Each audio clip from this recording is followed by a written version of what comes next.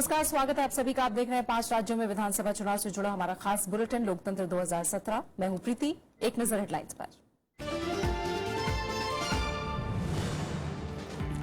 उत्तर प्रदेश में चौथे दौर के लिए वोटिंग जारी। पहले 3 घंटे में 12% से ज्यादा मतदान। रायबरेली और इलाहाबाद समेत 12 जिलों की 53 सीटों के लिए 680 उम्मीदवार। यूपी में 5वें और 6ठे दौर के प्रचार में उतरे दिग्गज। बहराइच में प्रधानमंत्री।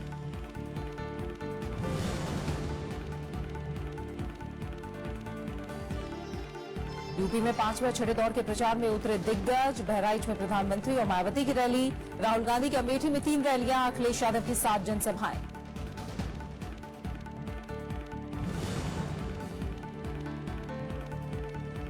अखिलेश यादव ने बीजेपी पर यूपी से वादा खिलाफी और बीएसपी के साथ सांठगांठ का लगाया आरोप।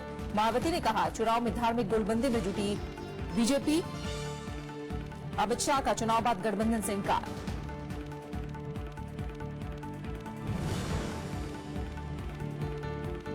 मणिपुर में चुनाव आयोग का दौरा। मुख्य निर्वाचन आयुक्त नसीम जैदी ने कहा, आर्थिक नाकेबंदी का नहीं पड़ेगा मतदान पर असर। शांतिपूर्ण वोटिंग का भरोसा।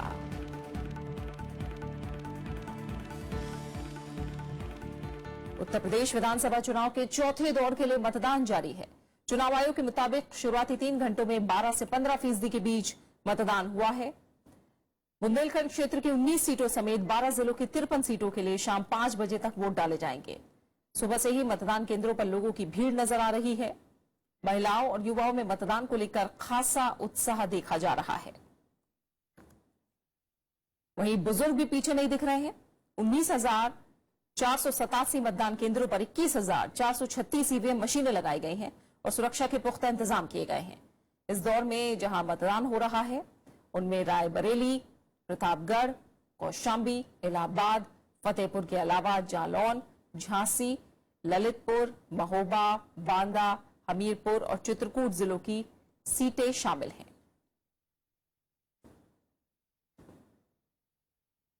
चौथे दौर में 1,84,82,166 मतदाता 680 उम्मीदवारों की किस्मत तय कर रहे हैं।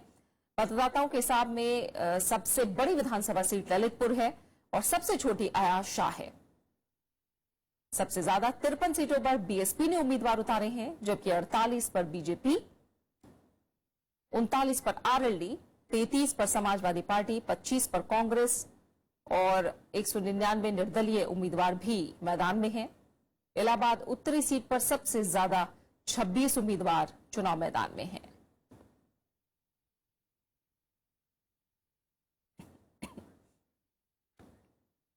और हमारे साथ इस समय 3 संवाददाता जुड़े हुए हैं जो सुबह से ही मतदान पर नजर रखे हुए हैं। रविंद्र सिंह चौहान झांसी से हमारे साथ मौजूद है। पंचानन मिश्रा हमारे साथ महोबा से जुड़े हैं। वहीं कृति मिश्रा हमारे साथ इलाहाबाद से जुड़ी हैं। तीनों का हम रुख करेंगे। पहले रविंद्र आपके पास आ रहे हैं। आप जिस तरह की तस्वीरें सुबह से दिखा रहे हैं, बहुत ही उत्साहजनक तस्वीरें हैं वो। फिलहाल अब तक क्या वोटिंग परसेंटेज झांसी में रहा है, किस तरह का उत्साह है? 11 बजे तक का जो रिपोर्ट हमारे पास है चुनाव आयोग के अधिकारियों की तरफ से, उसमें करीब 19% मतदान हो चुका है और लगातार मतदान जारी है। धीरे धीरे जिस तरीके से गति पकड़ रहा है, हर तबके के लोग, हर उम्र के लोग चुनाव मतदान में खुशी, उत्साह और हर्ष के साथ आ रहे हैं। यहाँ देखा गया है कि टोली बना बना के मतदाता आ रहे हैं। परिवार के सब लोग एक साथ आ रहे हैं। अपने बुजुर्गों की निगरानी में यहाँ मत डाल रहे हैं। महिलाएं, पुरुष और पहली बार मतदान करने वाले लोग सब आ रहे हैं। आप देख पा रही हैं मेरे पीछे जिस तरीके से यहाँ कतार लगी है। ये कतार आप देख पा रहे हैं कि सवेरे से हम लोग देख रहे हैं कि कतारें कम नहीं हुई हैं। हालांकि झांसी का जिस क्षेत्र में हम लोग खड़े हैं, एक शहरी इलाका है, बावजूद इसके यहाँ पर लोगों का उत्साह किसी भी तरीके से कम नहीं है। और ये चुनाव आयोग के लिए एक बड़ी जीत है कि जिस तरीके से चुनाव आयोग ने लगातार जागरूकता के अभियान चलाए हैं, उसके बाद इस तरह के जब देखा गया है कि मतदान में इतने ज्यादा लोग आ रहे हैं, वो चुनाव आयोग की कहीं न कहीं जीत की तरफ इशारा करता है कि उन्होंने जो एजुकेट करने की कोशिश की थी वो कामयाबी हासिल हुई है यहाँ पर। और जिस तरीके के यहाँ के लोगों की समस्याएं हैं, जहाँ से मुद्दे हैं, उन सबको ध्यान में रखते हुए मतदाता लगातार यही कोशिश कर रहा है। और ये सुनने में लगातार इन लोगों से बात करके भी ऐसा लग रहा है कि विकास, डेवलपमेंट, प्रोग्रेस, इस तरह के मुद्दे जो है आज हावी हो रहे हैं। जातिवाद की जो एक राजनीति लंबे अरसे से बुंदेलखंड को पीछे धकेलती रही है, इस बार उम्मीद है कि उससे कहीं छुटकारा मिल सकता है। इस बुंदेलखंड जैसे पिछड़े हुए इलाके का बुंदेलखंड जो है वो पिछली बार भी मतदान की फीसदी यहाँ पे करीब 60% तक रही थी। उम्मीद है कि इस बार उससे कुछ बेहतर यहाँ पर मतदान होगा। युवा से लेकर बुजुर्ग सब लोग मतदान में हिस्सा ले रहे हैं। चुनाव आयोग ने विशेष इंतजाम किए हैं, कुछ आदर्श मतदान केंद्र भी बनाए हैं जहां पर तमाम सुविधाएं वोटर्स को दी गई है। गुब्बारे से लेकर रेड कार्पेट उनके लिए बिछाया गया है, मेडिकल की फैसिलिटी दी गई है, डॉक्टर्स भी वहां पे रखे गए हैं, पीने के पानी और कुर्सियां इंतजार करने के लिए ये सब सुविधाएं दी गई हैं। उसके अलावा जो दूसरे मतदान केंद्र है वहां भी लगातार ऑब्जर्वर्स हैं, माइक्रो ऑब्जर्वर्स हैं, सेक्टर ऑफिसर, सर्कल अधिकारी, ये सब लोग लगातार गश्त लगा रहे हैं। सुरक्षा के कड़े इंतजाम इस इलाके में किए गए हैं क्योंकि पूर्व में देखा गया है कि बुंदेलखंड में एक लंबा इतिहास रहा है बूथ कैप्चरिंग का या फिर चुनाव को धन बल या बाहुबल से प्रभावित करने की कोशिशों का। तो उन सबको ध्यान में रखते हुए चुनाव आयोग लगातार कोशिश कर रहा है कि किसी भी तरह की इस तरह की घटना सामने ना आए जिसकी वजह से चुनाव प्रभावित हो। और उसीलिए चप्पे चप्पे पर यहाँ पे अर्धसैनिक बल और लोकल पुलिस जो है उसको लगाया गया है। एक नई बात इस बार चुनाव में देखने में आई है कि पिछले 4-5 दशक से इस तरह से लगातार एक फरमान डाकुओं की तरफ से या डकैत जो लोकल है उनकी तरफ से आता रहता था, वो इस बार देखने को नहीं मिला है। इसको भी प्रशासन काफी बड़ी जीत के तौर पर देख रहा है और उनको उम्मीद है कि आने वाले इस चुनाव में शाम 5 बजे तक पूरे जो पूर्व में 3 चरणों में मतदान हुआ है उससे बेहतर मतदान होगा। और प्रशासन के साथ साथ जो व्यापारिक प्रतिष्ठान है, जो निजी प्रतिष्ठान है, वो लोग भी सामने। बिल्कुल, और जैसा आप बता रहे हैं, बिल्कुल भयमुक्त वातावरण, शांतिपूर्ण वातावरण और हर तरह की सुविधा चुनाव आयोग की तरफ से दी गई है। पूरी कोशिश है कि ज्यादा से ज्यादा लोग घरों से बाहर निकले और सुबह से ही उत्साहजनक वोटिंग देखने को भी मिल रही है। इलाहाबाद चलते हैं, संवाददाता कृति मिश्रा मौजूद है। कृति, इलाहाबाद की तस्वीर क्या है? बड़े बड़े कद्दावर नेता इस जिले ने दिए हैं, सबसे बड़ा जिला भी है, ये सीटों के हिसाब से 12 सीटें यहाँ है। उत्साह कैसा नजर आ रहा है?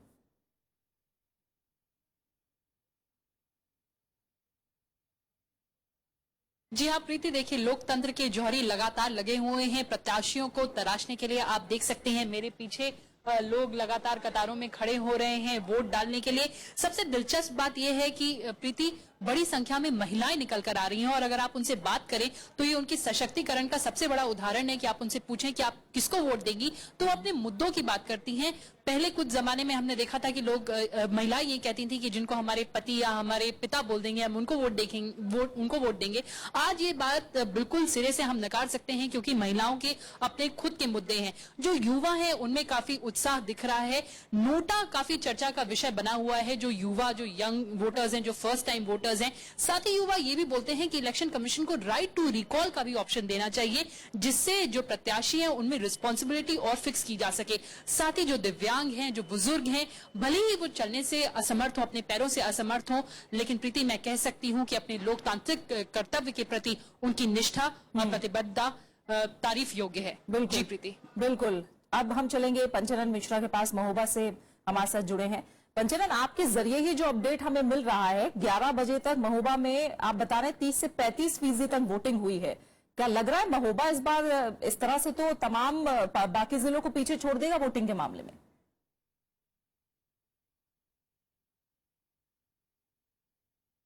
ठीक है कि महोबा जो कि बुंदेलखंड का एक इलाका है, हार्डकोर बुंदेलखंड का जो एरिया माना जाता है, वहां पर शुरू में सुबह 7 बजे से लेकर अब तक 11 बजे तक अब ये 30% के पार चला गया है यहाँ पर मतदान। हालांकि अभी लोग यहाँ पर मतदान में केंद्र में कतारें नहीं दिख रही हैं क्योंकि सुबह सुबह ज्यादा मतदान हो गया है। ये हो सकता है कि आफ्टरनून जब दोपहर करीब 2 बजे के बाद फिर से लोग निकलना शुरू होंगे। लेकिन हाँ, जो पहले जो शुरुआती 3 से 4 घंटे हैं वहां जो मतदान का प्रतिशत है वो वास्तव में तारीफ के काबिल है।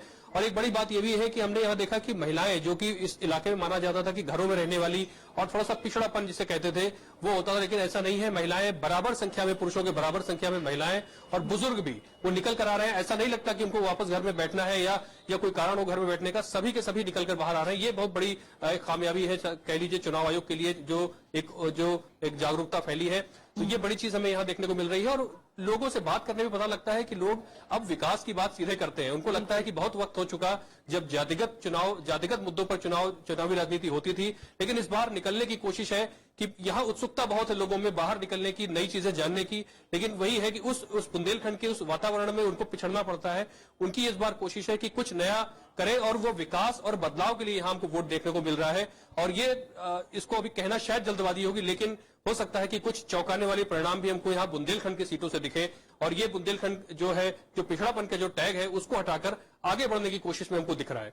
बिल्कुल बिल्कुल, बहुत बहुत शुक्रिया पंचानन फिलहाल आपका हम तक ये अपडेट पहुंचाने के लिए। रमेश शरण आपका झांसी से हमारे साथ जुड़ने के लिए बहुत बहुत शुक्रिया। और कृति आपका भी बहुत बहुत शुक्रिया इलाहाबाद से तमाम जानकारी, तमाम अपडेट वोटिंग को लेकर हम तक पहुंचाने के लिए। और अब तस्वीरें हम आपको दिखाएंगे। 3 तस्वीरें आप देख रहे हैं। इलाहाबाद की तस्वीर है, झांसी की और रायबरेली की, जहां मतदान को लेकर लोगों का उत्साह सुबह से ही देखने में आ रहा है और अभी भी कई जगह लंबी लंबी कतारें देखने को मिल रही हैं। वोटिंग की तस्वीरें आप देख रहे हैं, ये इलाहाबाद, झांसी और रायबरेली से।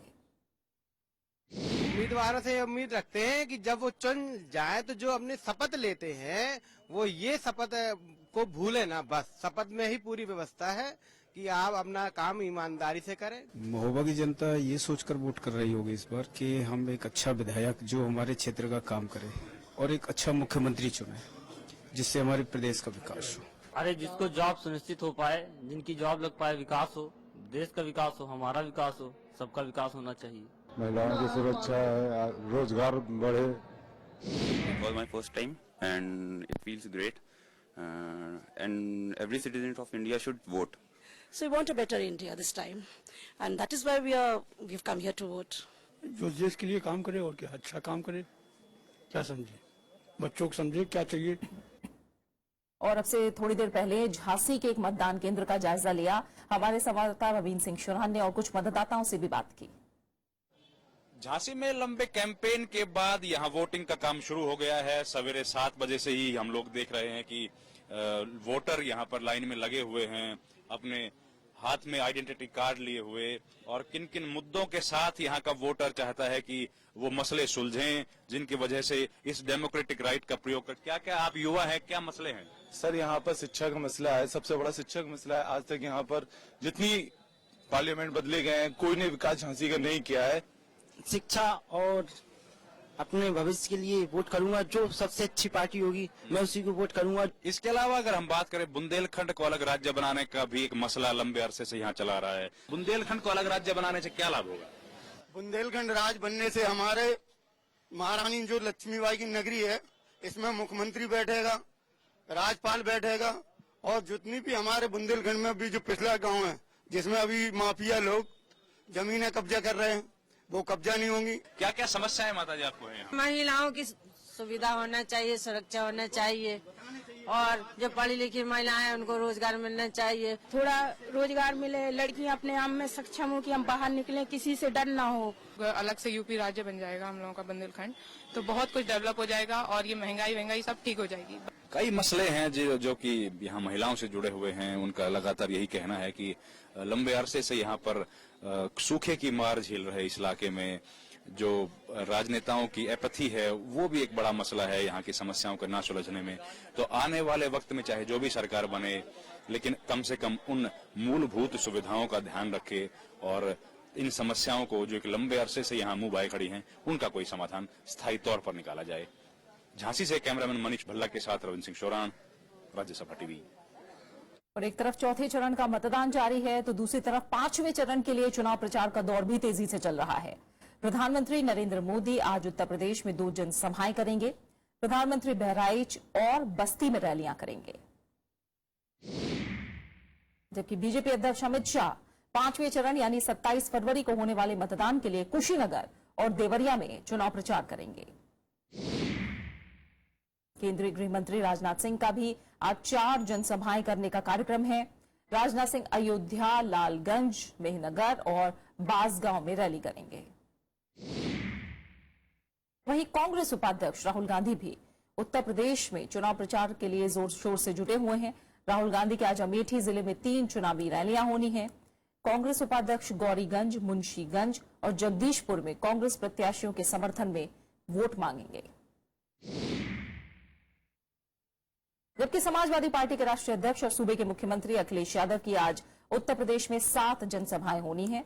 अखिलेश यादव आज बलरामपुर में 3 गोंडा में 3 और फैजाबाद में 1 रैली करेंगे।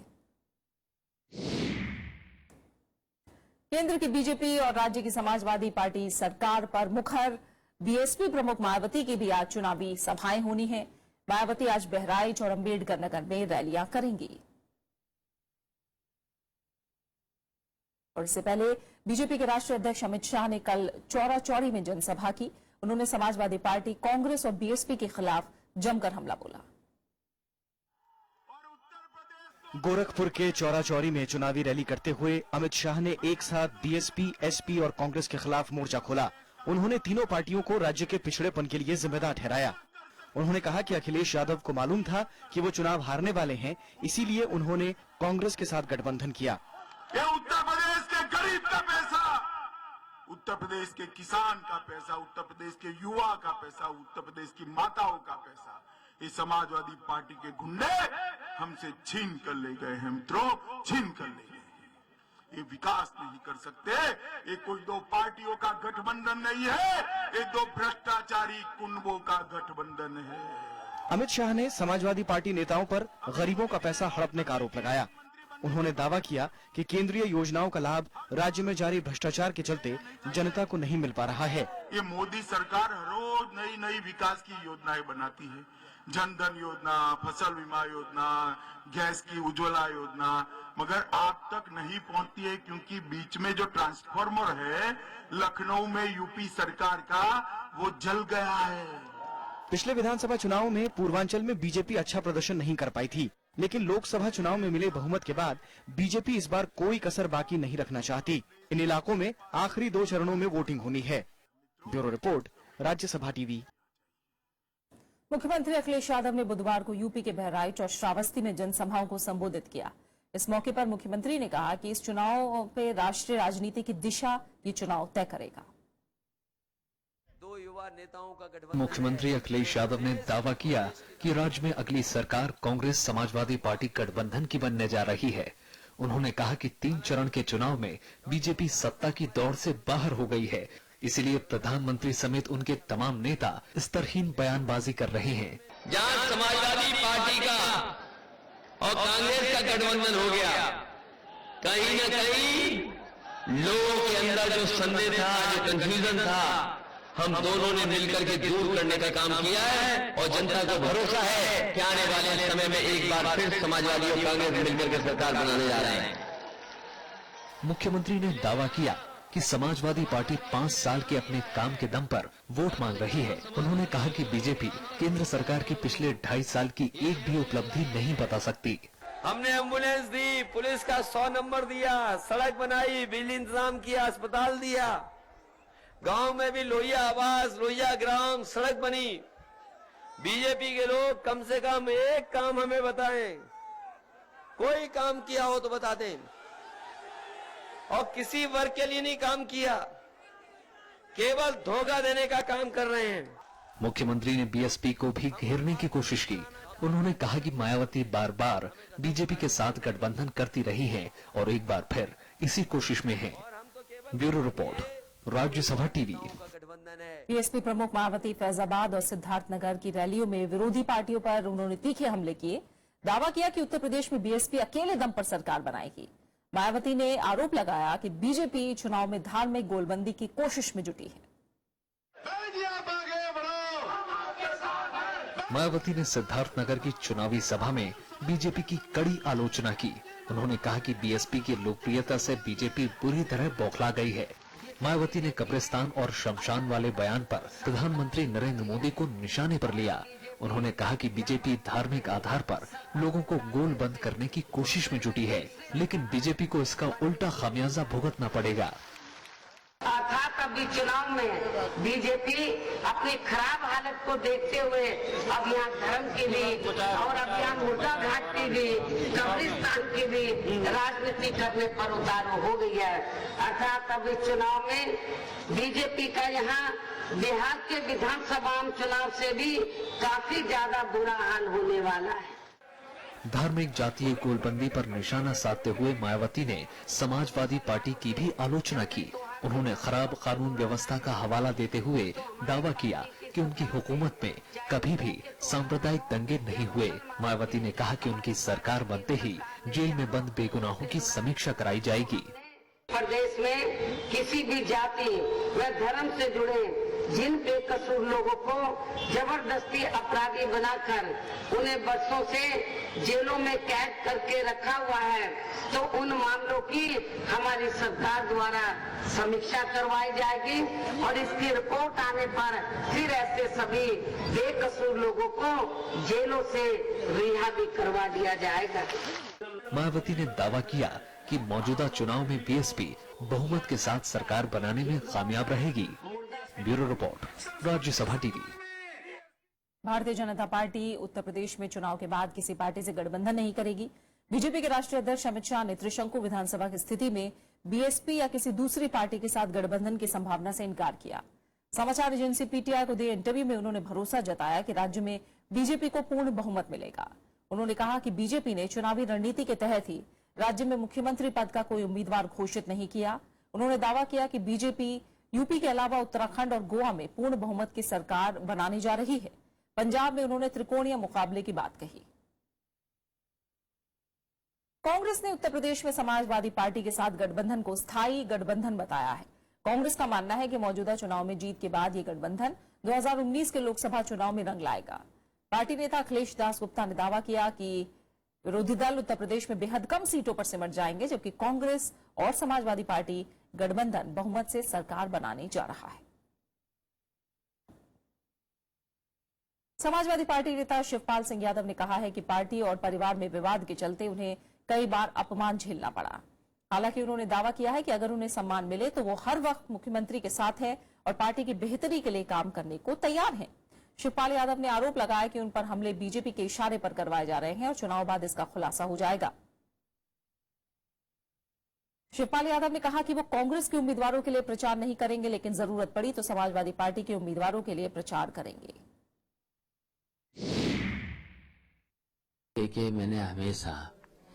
हमने मुख्यमंत्री का हमेशा सहयोग किया। मैंने हमेशा नेताजी की बात को माना। मुख्यमंत्री के किसी भी आदेश को मैंने टाला नहीं है। तो कुछ लोगों ने अगर इसी तरीके से भ्रांतियां फैलाई हैं, तो अब भ्रांतियों का तो जो फैलाई है तो वो तो मुख्यमंत्री की जिम्मेदारी है। मैंने कोई ऐसा काम नहीं किया है। और अब बात मणिपुर की।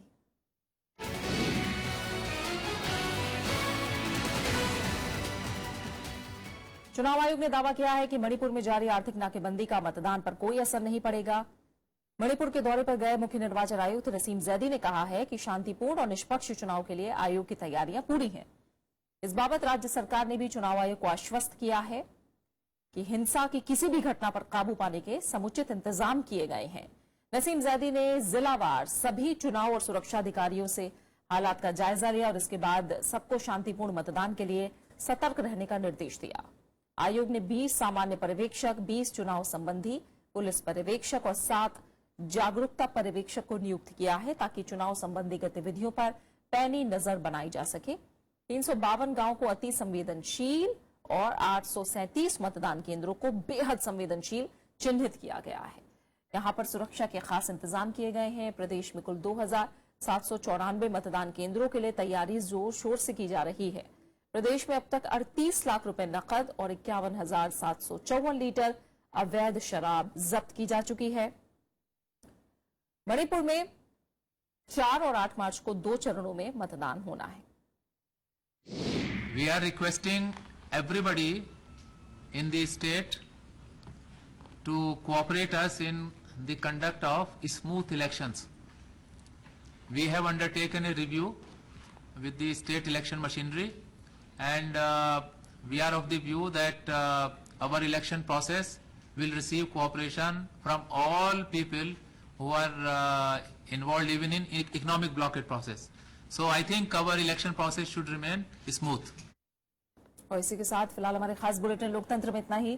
छोटा सा ब्रेक और उसके बाद देखिए वर्डिक्ट 2017। नमस्कार।